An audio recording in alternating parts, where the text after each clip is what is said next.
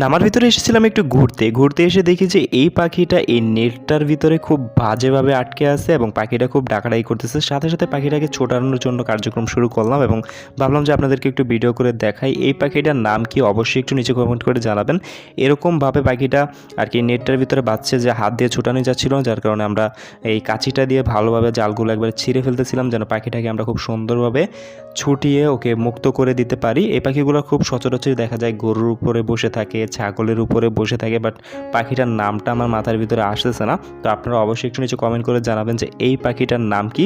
দেখেন কত সুন্দরভাবে পাখিটাকে আমি আর কি নেট থেকে ছাড়িয়ে নিচ্ছি। আমার আশেপাশেও মানুষজন দিয়ে ভরে গেছে। দেখেন কত সুন্দর দেখা যাচ্ছে পাখিটাকে। এখন আমরা এই পাখিটাকে মুক্ত করে দিব মুক্ত আকাশে। এই দেখেন কত সুন্দর লাগতেছে পাখিটা। অবশ্যই একটু নিচে কমেন্ট করে জানাবেন যে এই পাখিটার নাম কি, আপনাদের এলাকায় এই পাখিটার কি নাম।